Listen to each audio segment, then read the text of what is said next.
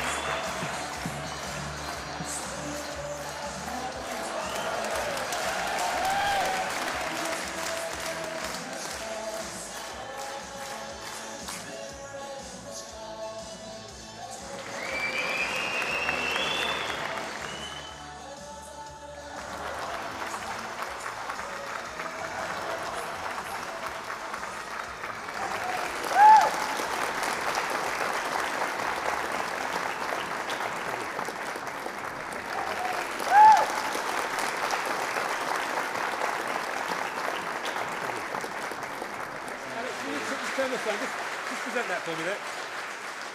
Lovely. Just present that trophy for me, Alex, as well. That's lovely. Perfect. Give me a nice smile there. That's great. Alex was George's second wife.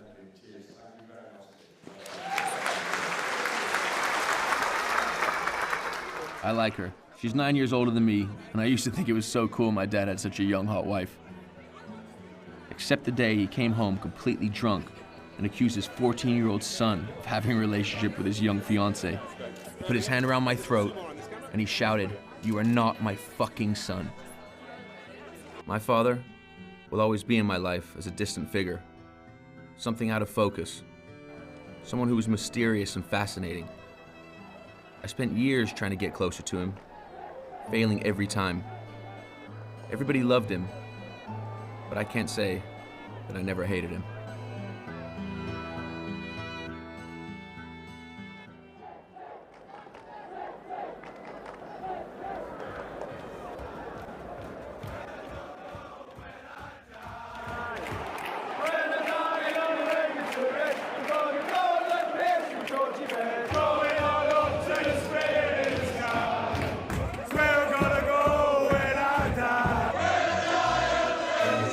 We're gonna go on the place.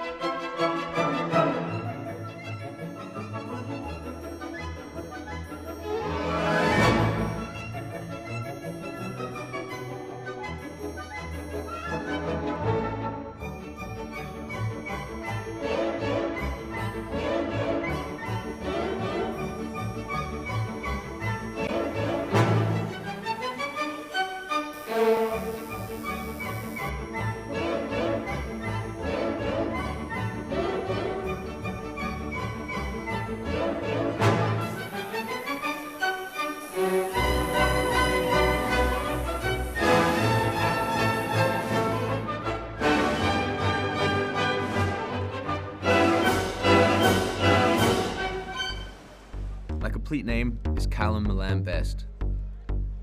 My dad gave me this name because of his mentor and chairman, Milan Mandaric. This city represents an important turning point for me. I spent 1 year modeling here when I was younger. I was 18 and living the dream.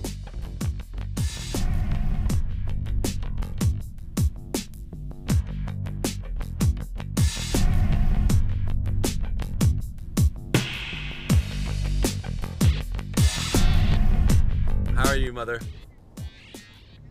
Yeah, good. I'm just in Milan doing some filming. Pretty tired, but it's my birthday. I feel good. We're off to the tattoo convention to go do some filming there as well. Not to get tattooed, just to go do some filming. And then, I know. That's it, really. It's been a good few days in Italy, but I'm looking forward to getting back now. I was in Malibu at the time, and I received one of the few calls I got from my father. He told me that Milan Mandaric offered me the chance to have a trial at Portsmouth, his football team in England. I had a decision to make, and I came here.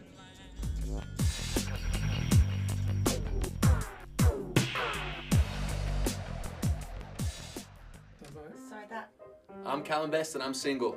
Well, relationship, my ideal woman,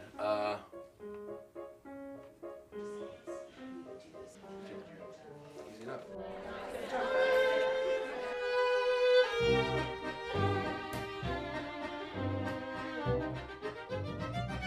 More tune it, please. Do I sound like I'm singing my praises, like Bone Smoke about it? Just to tune it this way. No, you don't. Do you have a favourite memory of your dad? My favorite memory would be when I think I was about 12, maybe 13, and he took me to Old Trafford to watch United for the first time and bought me a Best jersey. And I remember just walking around the grounds and being super excited and super proud and a really cool moment. Do people constantly still talk about him to you? People you've never met before? Yeah, when I'm here doing an interview about a new show at 35 years old, I'm still getting asked about my dad. But I'm okay with it because it's my dad and I'm his son and I'm born into this thing and I'm very proud of it. But I sometimes think, oh, I've got so much going on and I've worked so hard to grow into my own person and do my own thing that I wonder if there will be a point where that ends. But if it doesn't end, so be it. This is the life I live and I'm happy with it. But sometimes I want to say we don't need to talk about that. It has no relevance as such. But I'm grateful and I'm blessed. But I'll fucking sing his praises all day long. Sorry to keep swearing. No, swearing's fine. I suppose the reason it's particularly in this interview is because it's going to look at your line.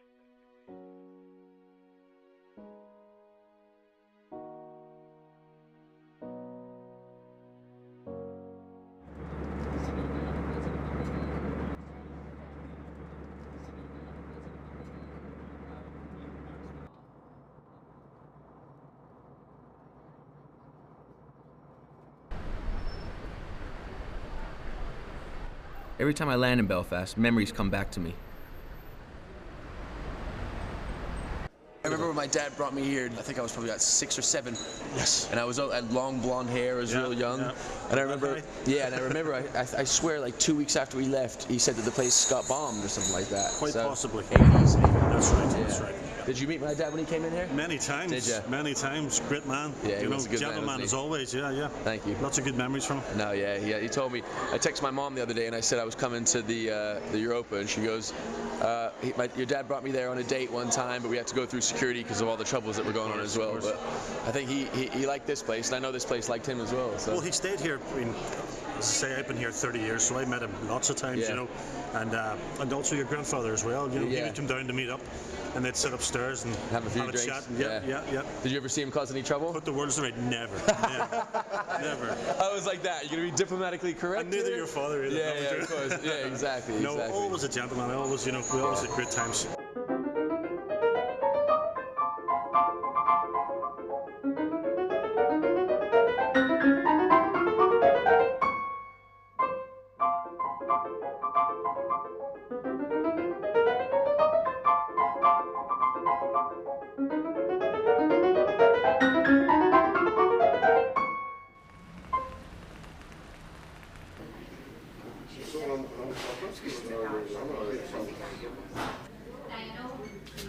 Should we slowly start to do this then? Yeah?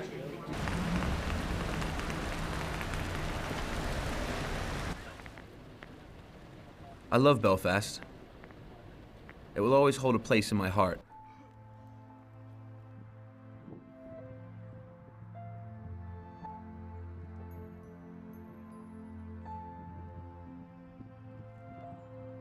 On the day of my dad's funeral, you couldn't move from the amount of people lining the streets, hundreds of thousands paying their respects.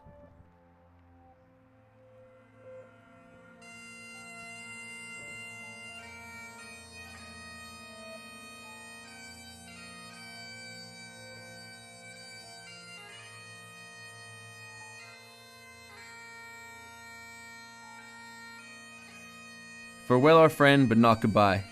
Your time has come, your soul must fly. To dance with angels, find the sun, but how we'll miss our special one. He walked amongst us just a while, weaved your magic, made us smile. Your life was so full of light and tears, we lived it through you, through the years. We won't forget our Belfast boy, he filled our lives with so much joy. Your star will shine now in the sky. Farewell, our friend, but not goodbye.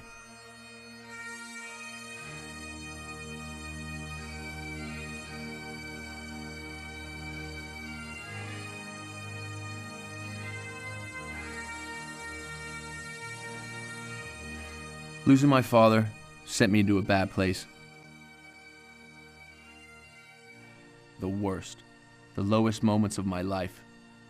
I began to believe I was worthless, that my life had no purpose. I was nothing more than the son of my father, a father that rejected me all the time when he was alive. I was ashamed of myself. I didn't know that he was about to have a liver transplant. Nobody told me. I heard the breaking news that they had found a matching liver for the soccer legend George Best on the radio when I was in the cab. That was the day of the surgery operation. I went straight to the Cromwell Hospital. When he opened his eyes, he told me that it would be different, a new beginning. He'd never spoke to me like that. George Best is tonight facing a new battle against the bottle. It follows. I've known my father sober for about 3 weeks of my life.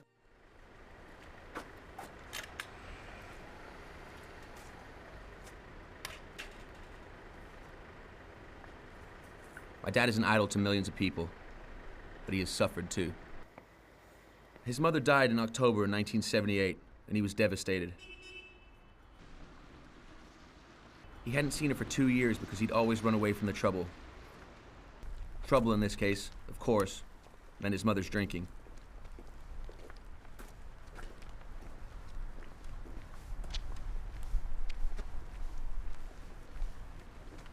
I guess he visited his family so rarely because he couldn't face seeing the state his mother was in.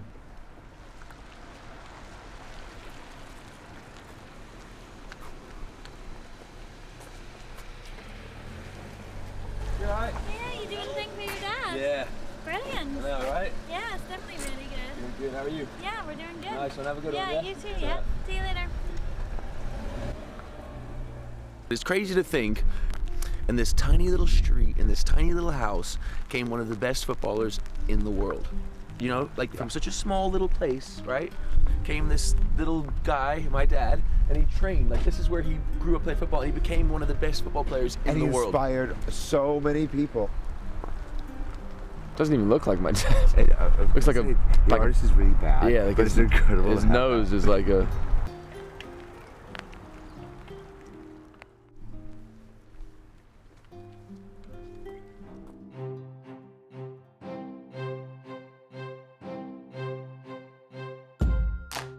I'm not from London. I'm not grounded here. And for a long time, my life in this city didn't feel real.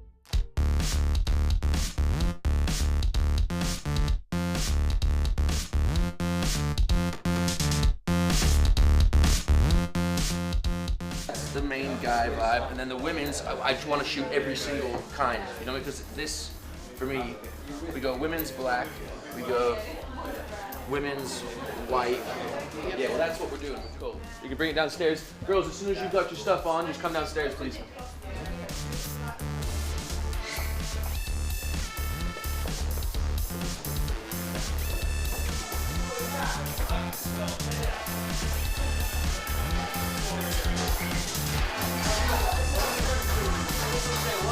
stand like this, yeah? The bottom, right?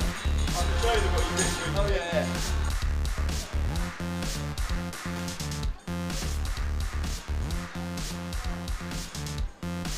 I think the leopard print, it's one girl by herself, powerful. The brunette, yeah?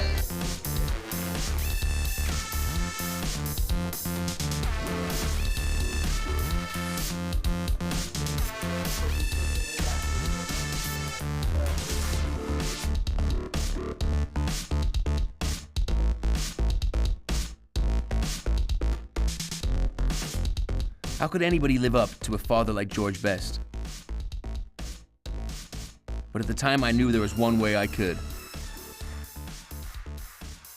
By drinking and partying.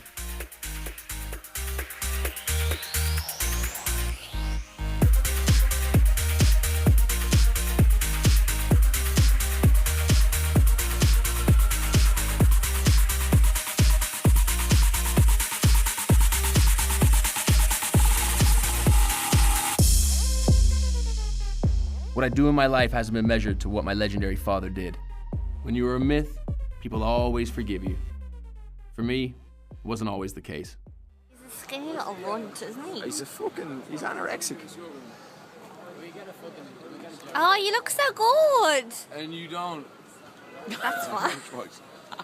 And you're a dick. And why don't you take a picture of me real quick, sweet? Yeah.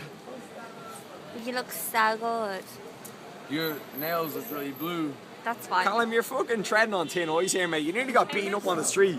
You're so lucky you didn't get bashed on the street. What do you mean? I tried to fucking help you out, mate. I said get into a taxi. You nearly got fucking bashed on the street.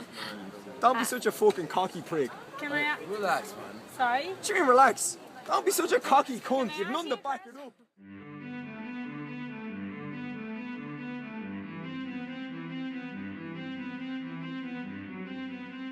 My way with money is the same as my dad. I spend the cash as quickly as it comes, not saving anything. But the money I burn is mine. Once, a guy told me I'd wasted my father's fortune. This is what people think. George had no fortune and left me nothing. My obvious answer is that I want to do acting. You know, when I was younger and doing it, I enjoyed it, but I lost track of that. You know, I went to one of the best acting classes in Los Angeles, a place called Ivana Chubbuck, but I gave it all up when I came here, and I didn't follow that dream. You opened up Pandora's box when you came here, Yeah. and those realities you couldn't avoid. And so in a way, it was safer for you then. Now I need to move on with life. I need to find a girlfriend. I need to move on and build a serious career, you know? Now, perfect opportunity. Let's say I have a movie that starts filming in March. All I tell myself is I can't do it. You know what I mean? I say, fuck, oh, am I gonna be able to handle it? Am I good enough? Am I gonna thing? And I'm sure that's a lot of natural worries, but I should be like, fuck, yes, let's go do this. Let me go learn these lines. Let me go act this, and I will nail it. But instead, I doubt myself, and I think that's because a lot of deep, dark issues of... You don't believe you're worth it. Yeah, of not believing I'm kind of worth it, you know? That is the truth of the matter. When I was younger, I didn't know what the name meant, you know, but now there's not a day goes by in my life now where somebody doesn't come up to me and say, your father is a hero, your father is a legend, we love him, you know? And it's just very careful for me sometimes because I like to keep my father here in that level of amazing footballer because I know that's what he wanted to be remembered as. But our relationship was a strange one, to say the least, you know? We didn't know each other very well, you know? So I'm proud of the football that he did. And I watch the videos, I think amazing. Everybody tells me amazing, but there's more depth. I need to find more depth to my relationship with my dad, you know? And now that he's gone, I can't ask him, you know? Because when he was around, I couldn't ask him because he was always drinking. You know, his brain was always fogged up and screwed up because he was always drinking. I know everybody has their problems, but my stuff is very public in this country. I've never really tried to find out answers or questions because I never want to piss people off, you know? Andiamo.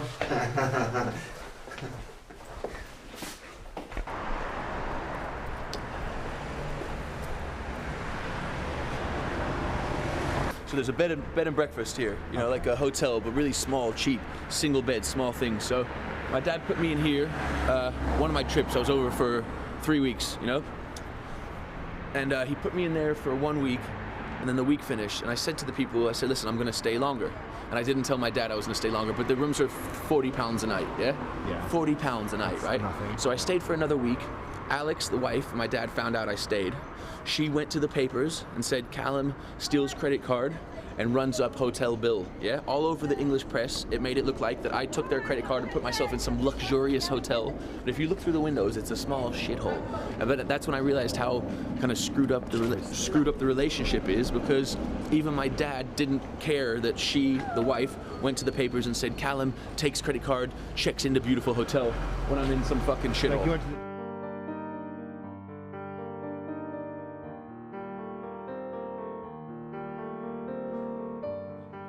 Newspapers love to make that connection, like father, like son. I don't see myself as the same kind of drinker as my dad. I drink socially, not on my own and not every day. I'm a different person.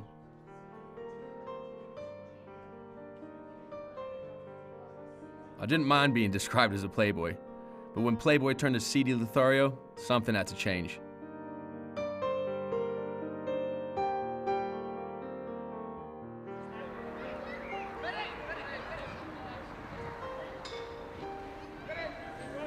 I have to solve my identity problem. Who I want to be. Myself, or the son of a great footballer.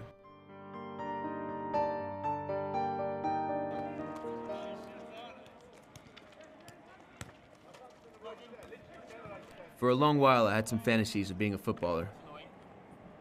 Pretty soon, it became clear to me that I'm not as good as people would expect me to be, being the son of George Best.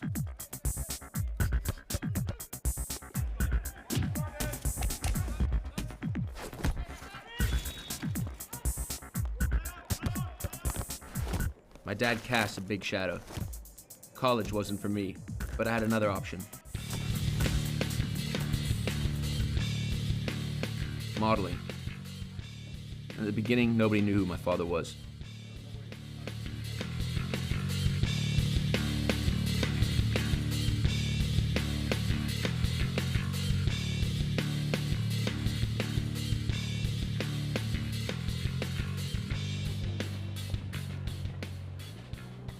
When George ended up in the hospital again in 2000, suddenly a move to London made perfect sense to me. I decided to pack up my life in LA and move close to my father. I had no idea of what was going to happen. Here I spent an important part of my life. Many good things and many bad things happened to me. I'll never forget the first time I read my name in the press, next to Kate Moss and Mick Jagger, just because I was at the same party. But I will also never forget the Christmas I spent eating beans alone on my sofa.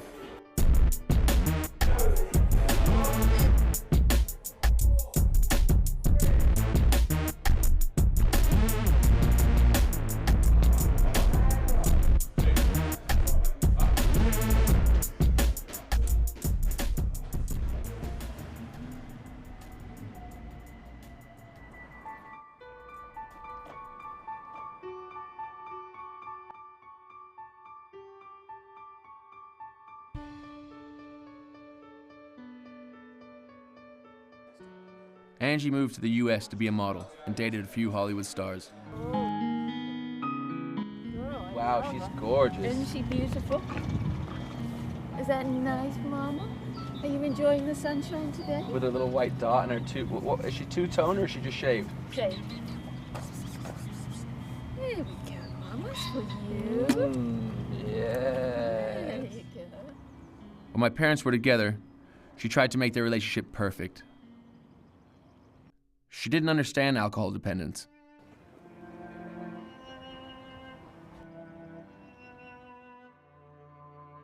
I carried painful anger with me for a long time. It hasn't been easy for her raising me as a single mom. Years ago, I wanted to do an autobiography book, right?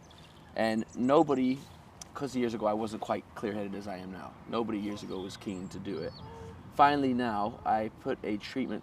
First, I wanted to do an autobiography about my whole life, right? Telling the days of Malibu, telling the days of going to Milan, telling the days of the Playboy Mansion, the partying and the father and the how I am now, you know? No. Why? Well, just because I want to do an autobiography. No, nothing deeper than that. People are doing autobiographies. People are buying houses from autobiographies they sell. And I've had a fucking crazy life, you know what I mean? What it's come down to is this. I now have got this agreement from the publishing house that said we're happy for you to do a book. Then I thought, holy shit, I don't know enough about my old man to write a fucking book. The thing is you are the only person that I know that really knew my dad. You know what I mean? And that's why I think during this whole process, you will be someone I keep coming back to and saying, okay, Mom, this has happened. Is that any truth? Do you remember that? This is your journey. Yeah. This is a boy's journey to find out who his dad was. Yeah. Because his dad was drunk every day of his life. Yeah. And that, how sad is that? Yeah, proper. But think how many more. I get anxiety thinking about it, you know what I mean? Even if it's selfish or not, fuck it, I'll be selfish for a minute, be yeah? selfish, babe. Because it's time for This me to is say, about you. now all of you who are gonna view this can see what I've dealt with, what shit I've gone through. I'm blessed in many ways, but fuck me, there was some dark shit along the way, Yeah, you know? yeah. But biggest fear I have is that everybody I knew loved my dad. And now I've got to sow some shit that ain't so pretty. But I don't want it to be a nasty thing. No. And I don't want it to be a thing that actually even tarnishes him. I just want people to see a son trying to figure out who his alcoholic dad was, because I'm in the limelight at the end of the day. You know, I said Elton and Rod and all these people expected their version of George. Yeah. Well, he had to live up to that. Yeah. And in living up to that, he became a victim of his own reputation. I want to find people that could tell me a fucking conversation they had with my dad. A fucking deep conversation, you know? That's what I never had a deep conversation with him. I'm sure you had a few, but I want to know who the fuck spoke to my dad on normal terms, you know? What the fuck did he like to do? What did he talk about? When? Who has a goddamn real... He was very introverted. Yeah, I thought so as well. Even when I would be with him, he would go into a bar and he would sit in the corner by himself, doing crossword puzzles. Yeah. Didn't want to know, didn't want to talk. No. People would approach him. Because he didn't have to. Yeah. He never had to. It was always George, and then everybody would... He never had to go and get anything. Yeah. It all came to him. Yeah. It's a bit like your life. You've never had to go and get anything. Yeah. It's all come to you. Yeah. It's a natural progression from your father to the son. Yeah. And you're lucky that you've come out, because there are lots of people, lots of movie stars and famous people whose children didn't come out good on the other Yeah, end. yeah. The charisma that Yeah. came out of that man. There was something, he walked into a... Okay, I used to say I could walk into a room with George stark naked and nobody would know. All the eyes would be on George. him. Which was the truth. Yeah. The fascination with him because of his looks, his charm, the blue eyes, the dimple. Yeah. Great. Speechless. Oh, bless him, innit? Yeah. Bless him. Bless him, innit?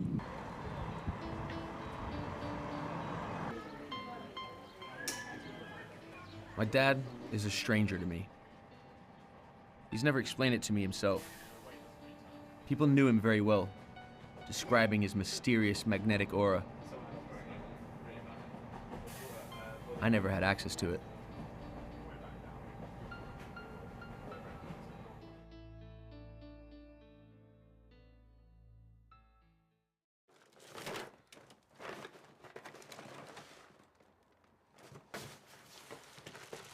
Phil was much more than a simple agent for George. He wrote a book titled Remember Me from My Football.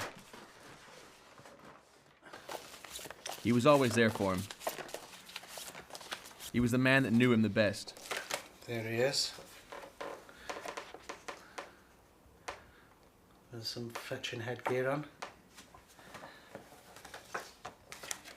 I remember quite clearly when George was living in Oakley Street that he had a big box of trophies, and he said to Calum, take your pick, whatever you want. And there was the European Footballer of the Year award there, and British Footballer of the Year award, and various other nice awards. And Calum picked out a snooker trophy, you know, that George had won in a pub. So he wandered off, he took I'm sure he still got it, hopefully. He took that back to America with him. Some memorabilia that George has given me over the years, and, you know, as much as I love it myself, I'd like Calum to have it, because I know he didn't have anything from his dad.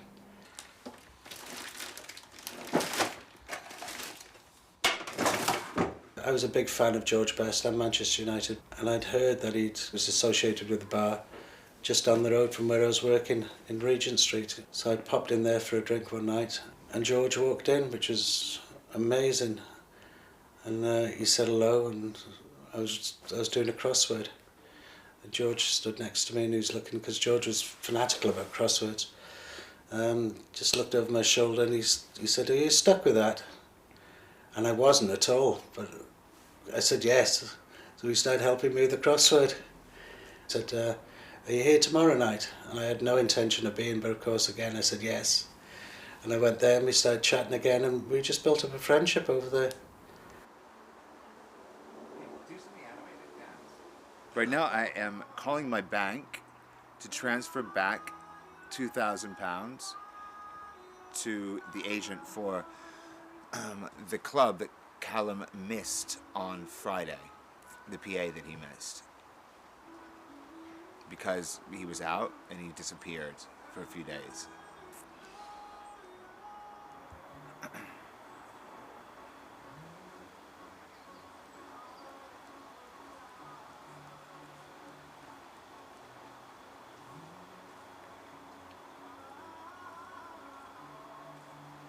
Just be a second. It's painful.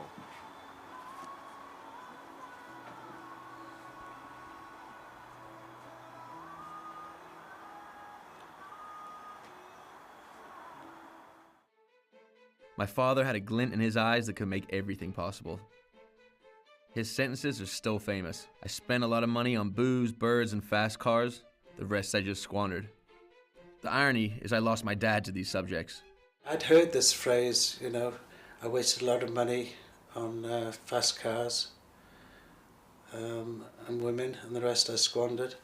And I said this to George. I said, "That's a good line, isn't it? It's quite funny." And I'm 100% certain he said, "No, John Conte said that." But he must have used it at some stage later, because he did laugh at the time when I said it. He said, "Yeah, it's good, that." But I'm sure he said it was John Conte's saying. John Conte had said it first. But he obviously had used it later on, because it's now famously associated with George. I can't imagine the shit Phil had to put up with from my dad all over the years. We never ever fell out and argued. You couldn't strong-arm George into doing anything. If George didn't want to do something, he wouldn't do it. Whatever the money or for whoever it was. It's no secret that George had a huge drink problem. And it wasn't just, go out and have a few drinks and get drunk. It was ridiculous amounts of drink. I hated him drinking brandy. I could go through a bottle a night of brandy. Of course I was worried about George, and we used to talk about the drink, and he'd always say, "I'll be all right, Yuzi, don't worry about me, I'll be all right." But no, to try and stop him drinking, what would you do? Wherever he went, he could get a drink. It'd be like when he stayed here a lot. What should I do? Hide all the bottles of wine or whatever? All I'd do is drive him away. At least when he was here, he was safe. 2005. The 20th of November, News of the World published this picture with a warning. Don't die like me. The 25th of November, George dies. He's 59 years old. He wanted that picture taken, and he was quite happy for it to be in the press for a lesson for people who was just starting their drinking careers, to show, it's not a pretty ending. Which it wasn't. It was dreadful. I certainly wouldn't have ever taken that picture if I thought that was the last picture I was ever going to take of him. I don't like it. I don't like it at all.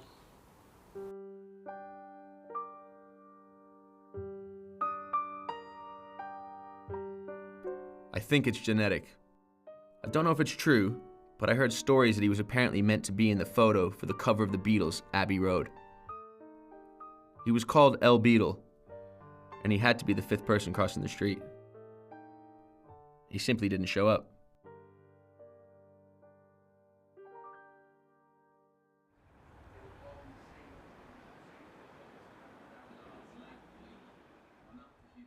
In 2015, I wrote and released a book about my relationship with my father.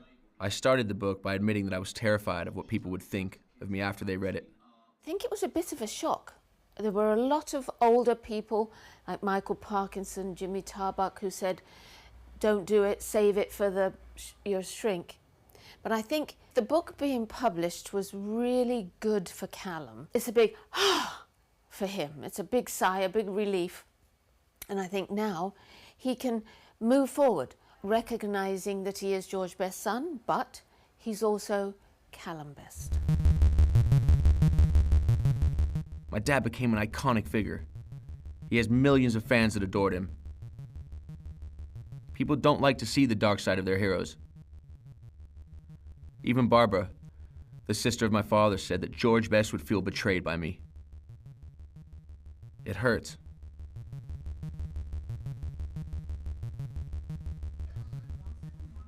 When George died, Calum inherited his reputation, and he took it and ran with it and was very good at it. I think he's still a California guy, tell you the truth. He grew up in Malibu, and so he considers Malibu home. Freedom of lifestyle, that easiness, is who he is. He's a very free spirit. Everything I experienced made me the man I am now, but it was not easy to have him as a father. Without my mom, I don't know what would have happened to me. I didn't want to come home. Did not want to come back to this country. I was living in Malibu. It rains 2 weeks out of the year, and when it does rain, it's lovely warm rain. You don't get old in Malibu. You get old in this country very quickly. I had to come here. I couldn't let my son go the same way as my husband. I couldn't lose two of them that way. George took care of George, and everybody else around him had to fend for themselves. And Calum was one of those. He may have had George Best for a dad, but he also had a drunk for a dad. I mean, and a serious drunk. Drunk 24/7, 365. So, he was learning his lessons the hard way, I think. It'll be interesting to see what happens in the future.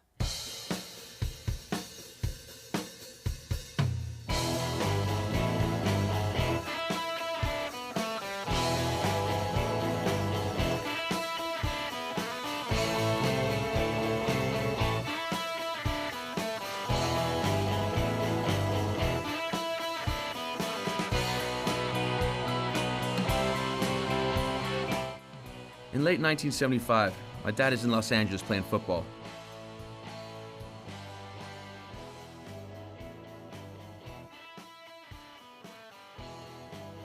Soccer isn't America's main sport, so he could live a different kind of life.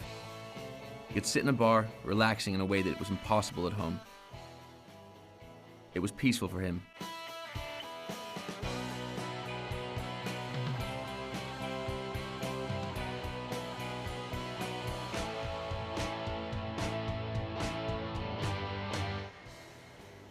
He owned a bar at Hermosa Beach, Bestie's Bar.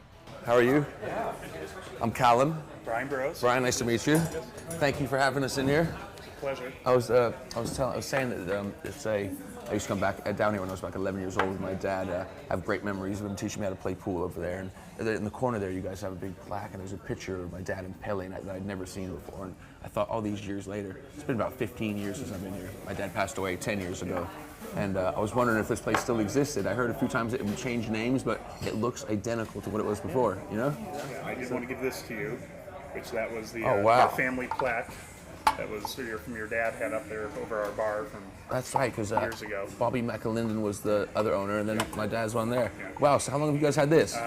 We've had that for 15 years now. Wow. But it's been there. It was your dad put it over the bar, when he owned the place. Well, that means a lot, man.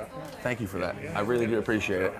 So the day that your father was buried, the family crest was behind the bar on a big giant mirror, and the evening that he was buried, it fell off the wall, and it was there for 20-some years or longer than that, and it was that night that it came crashing down. Oh, wow, that's creepy. Yeah, it's totally creepy, and it's sort of been a big story that everyone here has known that happened. I didn't know that, man, so thank you for sharing that with me. So, that's a cool sign, huh? And everyone was, the ghost of your father.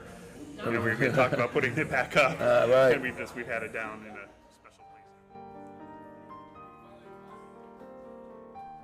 I have so many stories to tell here that I don't even know where to start. But I had a great time with my dad here in Hermosa. I still remember my mom's face the first time she left me here alone with my dad. We were just another father and son, cycling along, playing pool, playing darts. Here, my dad was free of his demons. In a certain way, my story starts here. One day, my mom gets a call from Ed Peters, a friend of George, saying that George wanted her to come to a party at his bar. When she gets to the bar, there is no party, just George waiting for her. Accepting this invite, she puts herself in the line for all kinds of heartache over the next few years. George had arrived in Los Angeles 6 years before.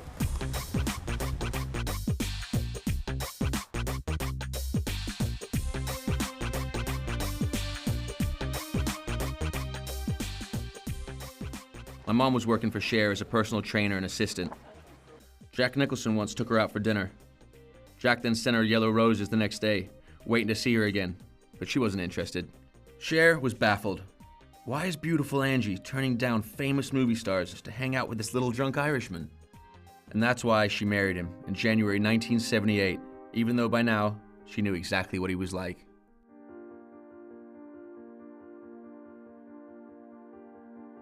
When I'm 9, George and Angie are divorced. My dad lived in London and arranged to come over for a visit to see me. I was so happy about this. We went to the airport to pick him up, but he wasn't there. My mom knew his habits, so we drove to Hermosa Beach to look for him. Where was he? In a hotel, sleeping off all the drinks he had had on the plane. In the end, I didn't see him at all on that visit.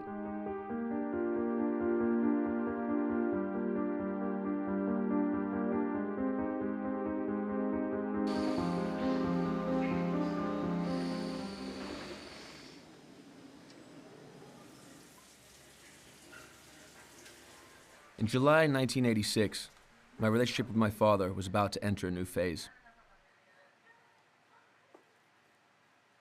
My mom applied for divorce and for sole custody of me. It was the start of my mom's plan to move us back to the States. I wonder quite often what my life would have been if my mom hadn't made this decision. But I never doubt she made the right call. My mom and I were the poorest family among all my friends, but we lived close to the beach and we were very blessed. Here, I was me first, and I was George's best son second.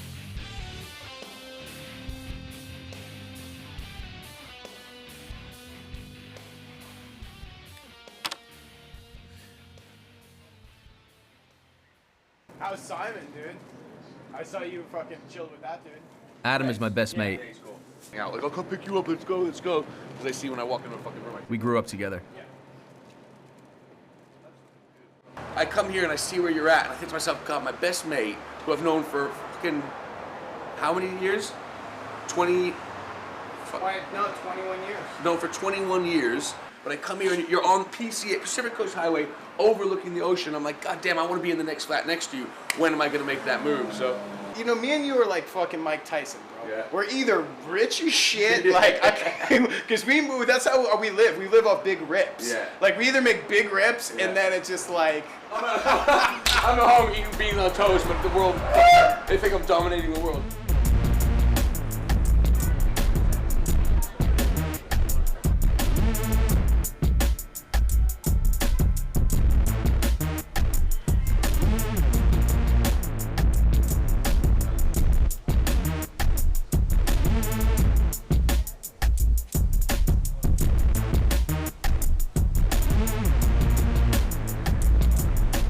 I sometimes think how different it would have been if I stayed in Malibu. So then 18 comes around and everybody goes to college to either Santa Barbara or San Diego, but I know what that consists of, like 2 years of getting completely pissed and then bailing out of school. And I just think to myself, I just remember I had an opportunity to go travel Europe and I thought, I've got to take that opportunity.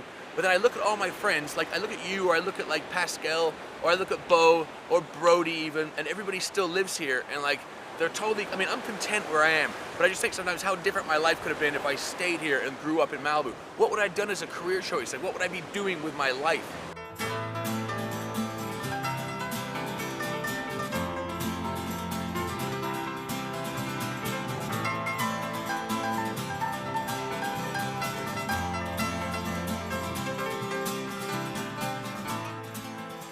That I never surfed, you know what I mean? Yeah. But the one thing we did do at this beach really well was throw parties. Like, we would come here when we were in high school. I remember that big F-150 truck. Yeah. We used to go pick up the kegs, kegs of beer, throw them in the back, call everybody we knew and say, meet us down at the hut in Little Doom. Bonfire. And how old were we, like 16? 16, because it was the one place it's like adults couldn't find you or get to you. Yeah. And what's funny, it's funny about being young, like this was like our version of going out. Yeah. Like you're 5 feet away from your front door, like at the beach, and we felt like we were 100 miles away. Totally. And there were so many stories that I was nervous to tell because how much admiration there is for my dad, you know? Every single day someone's like, oh my God, we love your dad. You know, he's such an icon, he's such a legend, and he is many of those things, but you know that my dad is my dad. He wasn't George West football, he was just my dad, you know? Yeah. You gotta understand, man, so this is how cool George was, because when I went to London, I was in my super punk rock phase. I like wore shirts that said white trash, like holes ripped, and my big like cut up jean shorts, you know? And your dad was just so mellow and cool. You were vibing. You're like, dude, come on, man, get it together, bro. Like, we're in London. What was your intro to him? Because I remember before I went, if I had to explain to people about what my dad did or what, I was like, oh, he was an ex-footballer or ex-soccer player, but nobody over here kind of really understood that. You know? Not at all. We start walking, and he's getting like mobbed, and I could legitimately see people shivering like Michael Jackson just walked past him. And I'm like, dude, what does your dad do? And you're like, he plays soccer. Yeah. And I'm like, no, that can't be it. Like, he was in a movie or something, right? You're like, no, dude, he legitimately just plays football. Yeah. And then that night, you guys drove me up to Manchester where he was commentating a game. That's how you say it, right? Commentating a game, and then I watched a Man U game, and I looked at the fans in the audience. I'm like, oh, okay, I get it. Yeah. You understood the level. He plays soccer. People are like eating their young. And he was so happy to take good care of us, but at the same time, we'd get there, and he'd go on such heavy sessions of drinking that we were literally left to our own devices. So I did this book, dude, and the book is so hardcore because it talks about so many issues we went through that you were with me for a lot of them, you know? So I put that out there, and I was really worried about how it would react. The negative feedback came from people that didn't read it. They only read inserts of kind of heavy shit, you know? Or people from Northern Ireland that are just, they hold him at such a level of God, that they don't want to hear a bad word said, you know?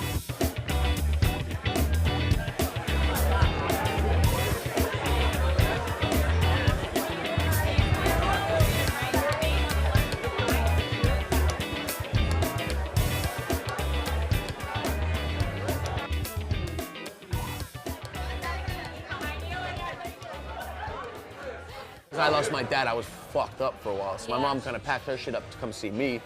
Luckily, you know, I've fucking luckily sorted my life out in a great way, so it's all good. In the UK, because I've been there for 15 years, they only kind of know me as being George Best's son. Right. They don't know that I came from a place where nobody even fucking knew George Best was, and I was happy here. Right. And I had a cool life, dude. But I packed my shit up to go get to know him, and the motherfucker died. So, you know what I mean? So that's what I'm just... How soon after you got there? We tried for a few years, but because he was so heavy in the drink, you know, that he didn't really know how to give back anything. So like, we went to football, we talked about girls, and there's no depth to it, you know, and fucked me up a bit, you know what I mean? But yeah, exactly. Do you mind, brother? Thank you. No, not at all. Come on in. Me getting all dressed up Love and shit. that. Nice. Yes. She's gonna be like, oh my God. Love that. Send her my love. What we'll do, you guys off? Good luck, yeah. Cool. Nice to meet you, brother. All the best, yeah. Are Thank you very in much. town We happily moved back here because obviously my mom moved back to the UK because I was messed up years ago. And now she's built a little home for herself. So I couldn't just pack up my bags and move back here without her. I'd have to get her a place, myself a place. So it's a big process. I mean, in the UK, I got sucked into this kind of, I don't want to say celebrity because, you know, some people might not know who I am, but this kind of world of becoming a persona of George Best's son. And they only know me as this kind of city football and dad stuff. They don't know about where I really grew up, you know? My next step after Malibu, after seeing my friends, is then going to San Jose where I'll see my aunts and I'll see my cousins. what I want to learn from them is that who was my dad when he had me? Because they knew my dad when I was born.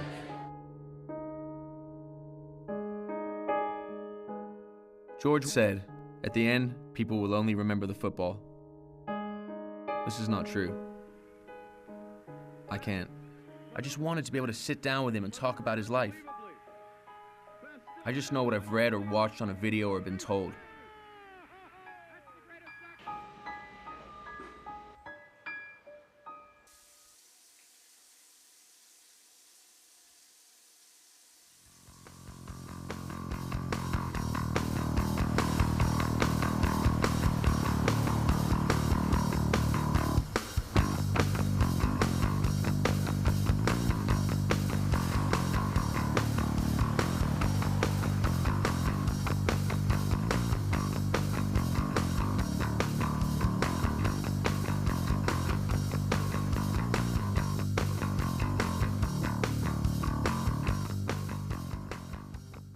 We were 18 and we had a team and we entered this competition and we ended up winning it. And I remember we all ended up leaving with rings. The parents all chipped in and got us rings, and as minor as it might sound, it's a major memory for me because it was when I was serious about football and we played every single day. This is my little claim to Malibu right here. It's been here since 1998, so I think that's quite cool. Quite proud of that one. Oh yeah. Very good. Yeah, we're actually coaching a soccer camp here in Malibu. Oh yeah. Yeah. No worry. What team's that then? No, it's just a kids kind of like coast to coast summer camp. It's not like. Very cool, man. It's funny because I brought this. I came back here because I was remembering. There's a sign over there that says the AYSO. When I was probably about 13 to about 17. This is the field that I used to play on. Oh, yes. Yeah, man. There used to be the goals up, and we went and traveled around, and teams used to come here, and it was such great memories. It's like the pitch doesn't get much better than this, does it? Really? And the views. As well. It's incredible. I think about some of the pitches I play on now in London, and it just blows it away, doesn't it? Exactly. You know? I didn't start playing football till about 13, but I found out I was pretty damn good at it. But when they found out my dad was George Best, everything changed. It was the first thing they judged me on.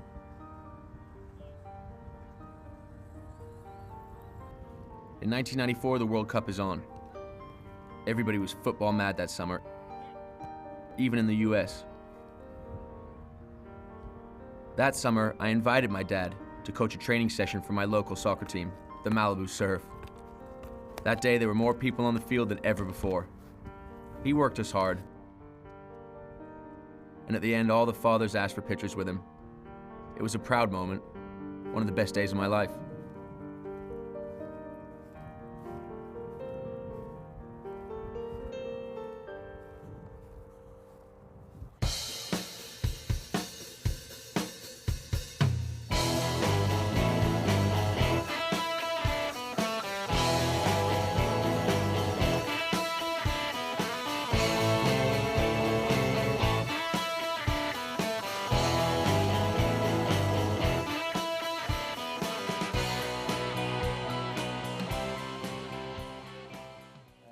I am born in San Jose, California, when George was playing for the San Jose Earthquakes.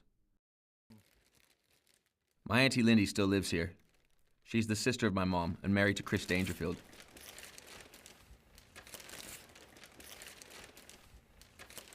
Aston Villa.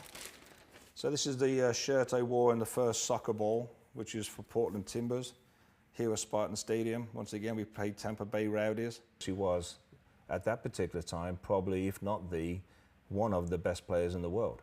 I mean, even Pelé said that he was the best player in the world. And it was a pleasure just to meet him, number one. You know, the opportunity to play against and then play with and spend some time with him on a personal basis. I mean, these are the sort of things that you would, you know, you just put it into your special memory bank and you say, these were good times. When you had a chance to spend time with George in public settings, even in America, you could see the adoration and, you know, what a star he was. But in his everyday life, he could sort of walk around the streets somewhat unnoticed. And I think that was kind of a novelty. It must be to these guys. It wasn't to me because I wasn't that famous. But to players like he was, it must be quite a peaceful feeling to know that you could have a normal life again after the life he had led.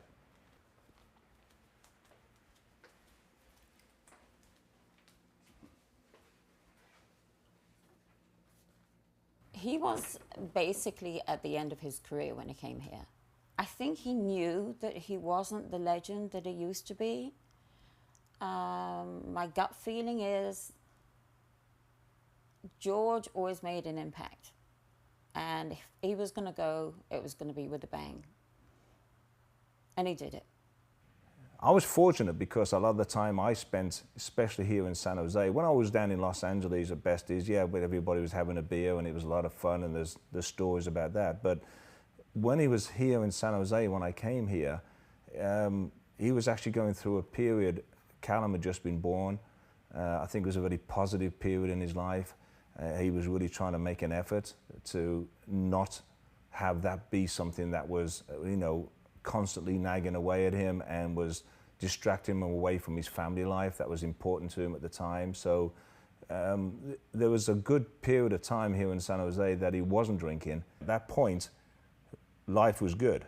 I was at an age that I should stop modeling, and she married George and she needed some help. So I came and stayed with them when they were in Florida, when they were in LA. And when they had the baby, then she definitely needed help. And so I closed down my store in London and just moved over here. I arrived on 6th of February 1981 at 7:02 a.m. Pacific time, which is 3:02 p.m. in the UK. This is pretty much exactly the same time and date of the Manchester United Munich air disaster in 1958. This coincidence pleased my dad a lot. Before I was born, he made all kinds of promises about how things would be different when he was a father. He stopped drinking for a few months, and he even tried feeding me on his own. George loved people in his own way.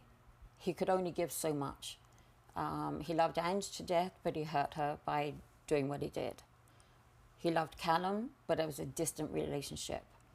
Unfortunately, when she would send him off to go see him, he would go out and leave him in the hotel room or the apartment and stuff like that. So he just couldn't help himself. Well, I think that's a disease, right? I mean, that's something that you have, and you need to have treatment to try and lose that problem. I don't think it's something he set out to do.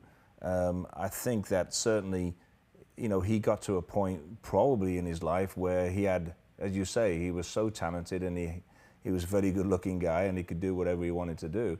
And maybe at times he got bored and he found that this was something he could do as an escape from things, but really he tried to get by with it. And what am I trying to say? I'm trying to say that he tried to deal with it in the way that he could. I don't think he wanted to be an alcoholic, but none of these people really do they? I mean, you know, that's why they call it a disease. The first time Calum was out as a newborn baby was at that stadium, and he scored that goal, and when he went through like 5 guys, and it was like the goal of the century.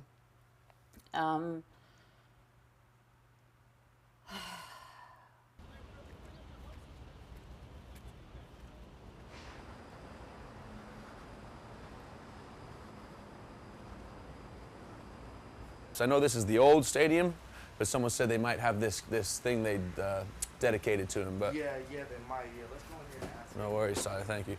The San Jose Earthquakes, and I know they don't play here anymore. They've moved to the new stadium.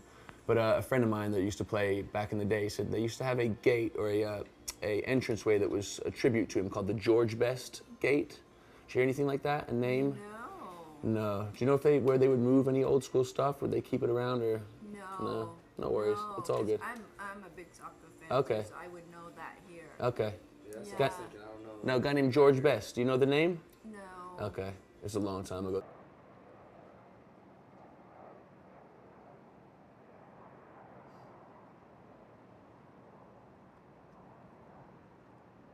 It is very cool for me to be here. It's very cool for me to come back to somewhere where I was actually born that I know really nothing about.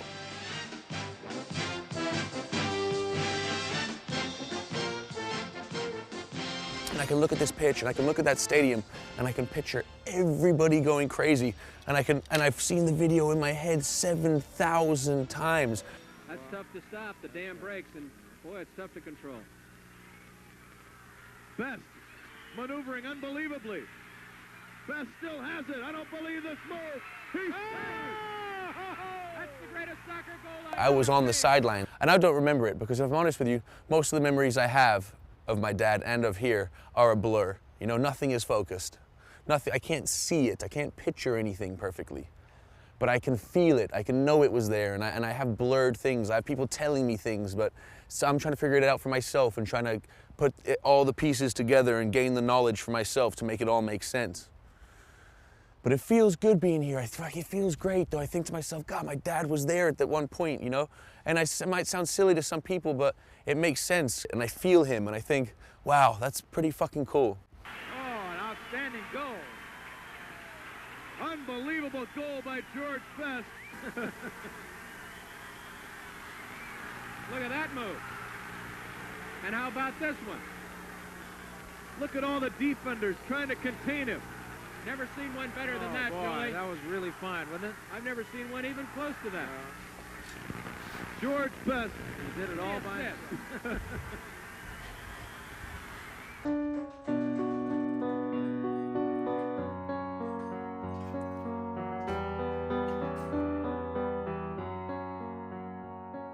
When I'm a month old, George goes into rehab and is away for months.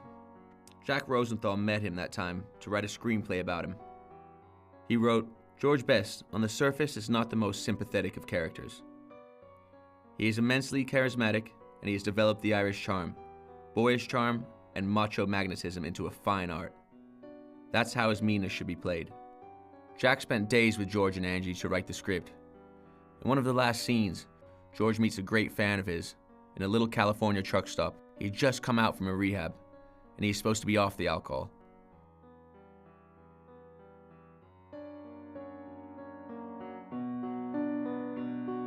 But when the man offered him a beer to celebrate, he accepted. He was a slave of the image he had created. George once said, having Calum prove one thing: alcohol become the most important thing in my life, more important than my wife, and even more important than my newborn son. I felt guilty I couldn't stop drinking, even for him, and probably drank even more because of my guilt. A few months before my second birthday, my dad moved back to the UK.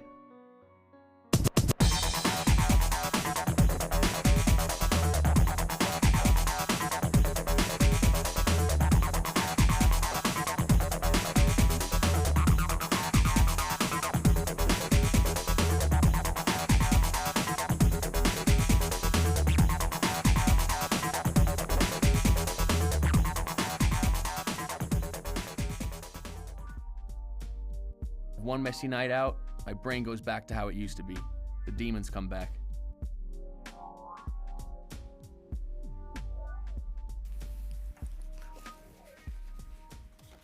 That's my son's grandma. There's Calum. One of his school shots.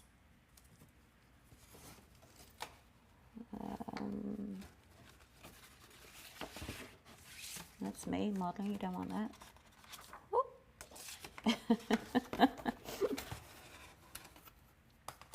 The family. This is not one of them. No, these are my sons. I'll find more. I mean, there's stuff with him and Ange still, but whether he wants simply the best on there or not, I don't know. My mother kept all of these things. It was all over everywhere.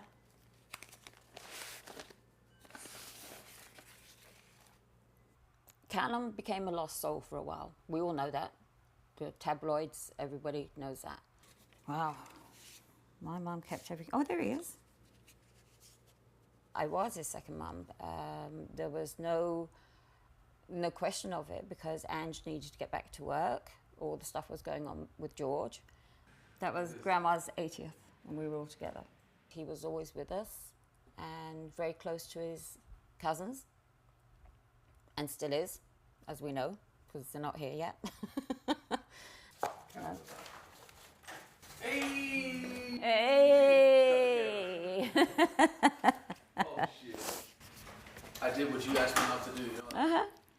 please don't blame me though. Oh, I'll blame my sons. Fucking blame all of us together. Listening to the stories and watch me. I'm gonna get dressed and I'm gonna have a cigarette and then I'm gonna have a shot of vodka. Don't get on camera.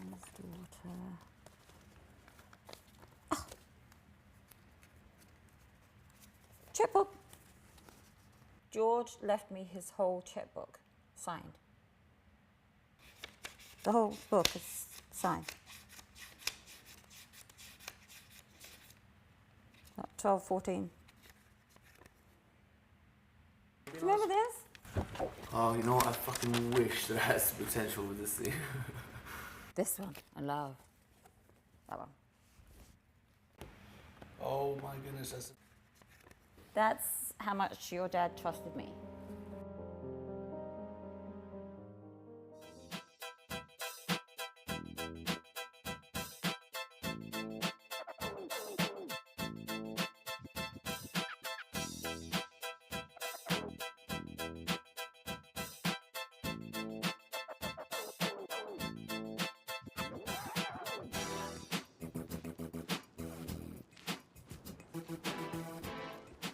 My family is very small. Me, my mom, my aunt, and a few cousins. I lost half of my family when my father died. I heard a story when I was a teenager about a sister I could probably have. It seems to come from a relationship my dad had before my birth. My mom thinks the story is a hoax, something George used often as an excuse to have a drink. I'm very blessed with the name I have. If I really do have a sister out there somewhere, I would love to meet her. But in some ways I think maybe she doesn't want to meet me, as she would have by now. I hate to say it, but to be a soccer legend doesn't mean being a good human being. Sometimes I thought that being self-destructive is genetic. Anyway, I can't blame someone for all the wrong that's happened to me.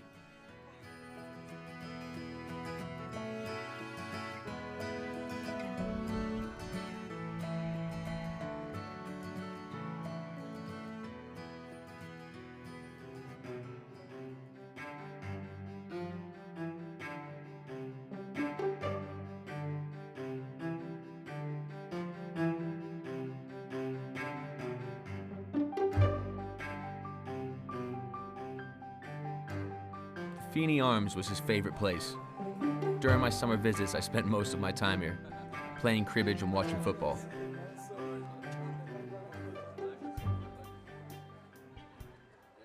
Now it looks very different from that time. It wasn't a healthy space, and he spent from 8 in the morning till 10 at night every day. He was a legend, but his only will was to spend the whole day here, drinking with normal people. Oh my goodness gracious me. Now, I'm finally ready to meet Phil. Oh, fucking can't believe you dragged me back here. I know, Phil, I'm sorry. The only one really who knew who my father was. What kind of man he was behind the icon of George Best. Is it Galliano? Gascoigne. It's not Gascoigne, no. Is it not? No. Because he was with us, wasn't he? He was. Oh, it is Gascoigne. It is. But he signed it twice then. He signed it twice, bless him. I've seen another Gaza somewhere. You probably did. Gaza. Think about it. Well, yeah. He was is it even worth going there or not? Should we let's have have a a look? look.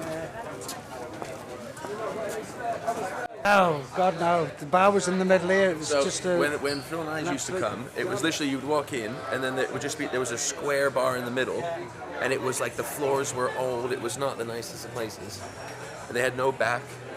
And my dad used to sit in the corner over there, you and him there.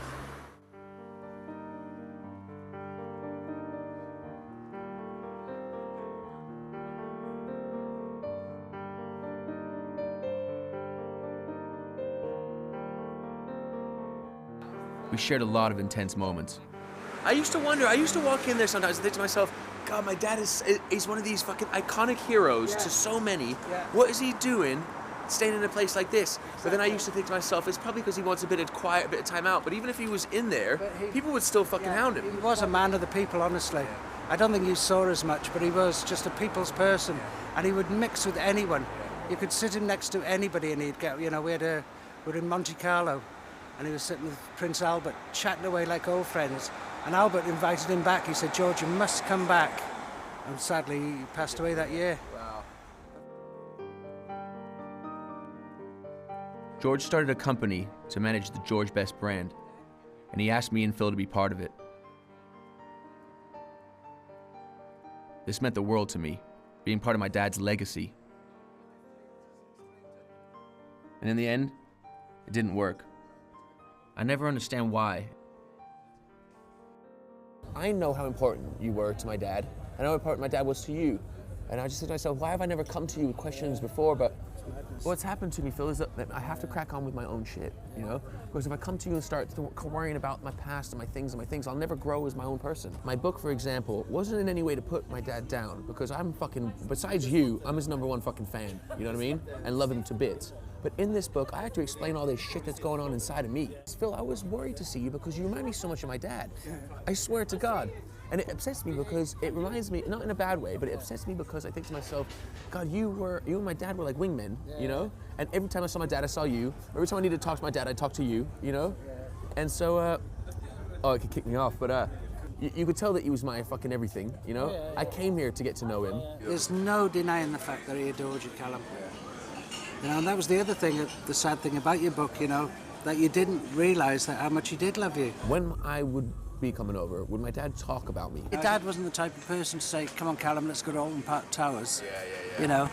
Or fucking give me a hug or tell me you love me. Talk about football with me, he did that well. Talk about girls, he did it with me well. But he didn't know how to really show any emotion to me at all. I genuinely don't remember him really giving me a hug properly. I don't remember him really telling me he loved me properly. And do you think that's because he just was an old school Irishman? He didn't know how to do that, or? I wish you knew him like I did, because he was certainly a better friend to me than he was a father to you. But he would have become a father, a great father to you. I wish he had been. And but it's just too late at the end.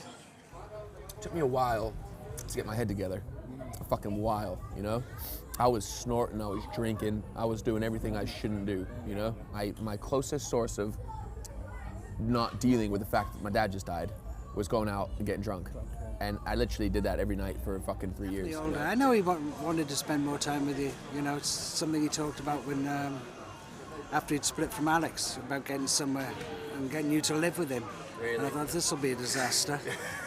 This will be an absolute disaster. Are you sure, said that George? shit, Oh, yeah. He said, I can get somewhere. He said, I'll get somewhere around you. He said, where you live. He said, I only need 2 bedrooms for Calum, one for me, one for Calum. And I'm thinking, that'll be a disaster. But I'm thinking at the same time, what a great documentary that'd have been. Could have been. It'd have been fly on the wall. That'd have been better than the Kardashians ever would be. I feel good. I'm on a good path, and my life feels good, and everything feels good. But there were so many the book for me was of clarity, but then there were still a few questions. I had questions like, did my dad say he loved me? Yeah, because he didn't say it to me. Did he say it to you? I got a call from Phil to come and meet him and my dad at the office. Nothing like this had ever happened before. I knew it was a bad sign. He understood that the end was coming soon. I don't think that was ever my dad's intention to not leave me anything.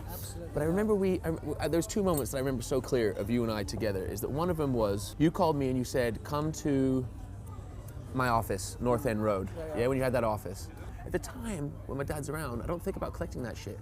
I don't think about saving it. I don't think about having my own, because it's all there. And I'm like, it's my dad, it's easy, it's all gettable, So then I remembered my dad saying, I've got a business idea, and that my dad was supposed to sign, but never did. Is that the case?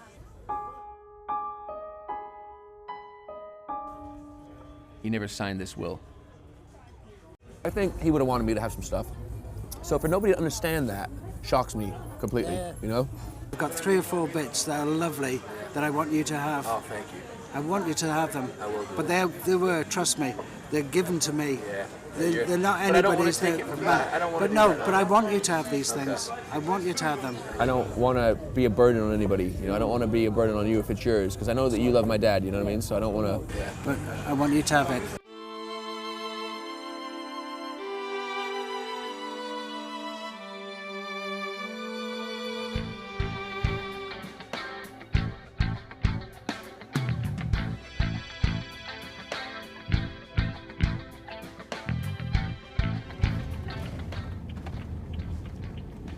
look at all the greenery. It's so green and pretty. She's parked up anywhere here.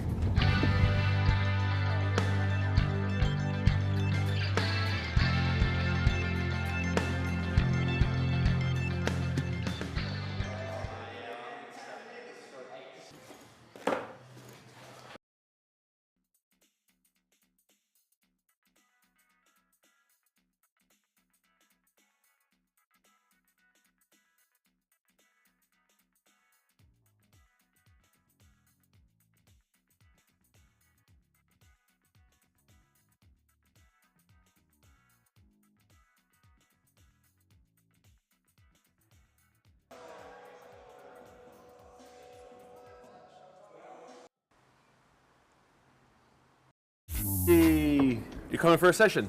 I'll come, yeah. You're gonna train? No, I was just going to put my gym clothes on.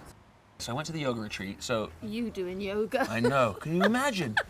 Like, I'm thinking to myself, 10 years ago, I was laughing at it. Yeah. Even 3 years ago, Yep. I wouldn't have pictured myself doing yoga. Nope. And now I just went to a yoga retreat. I'm Yeah. happy when you're happy. Yeah, good. Well, you know... When you're healthy. Yeah.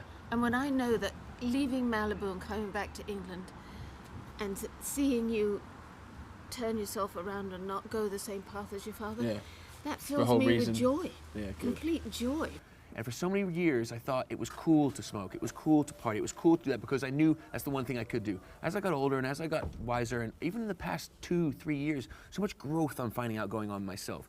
Obviously, just with age, getting more comfortable in my skin. My book was a massive factor on changing my life. I had an idea of what I wanted to do, you know? When I sat there with my full beard, having some crisis of what I'm doing with myself. You know, and to think however much time it's been since then, you know, I've created this, and I want it to be yours. I thought I'd use it as an opportunity to start this new regime.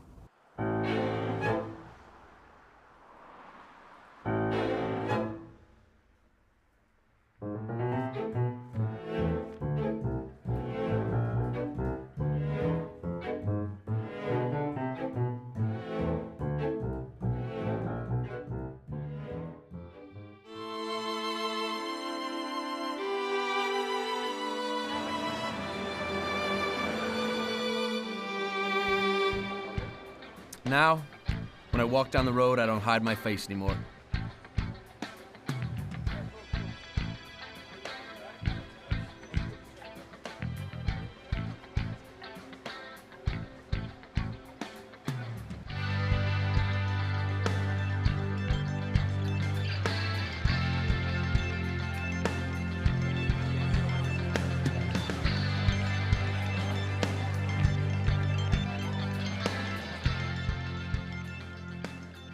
He was a shit dad to me, but he will always be part of me. Maybe and hopefully, my story can be helpful to people who are going through similar things.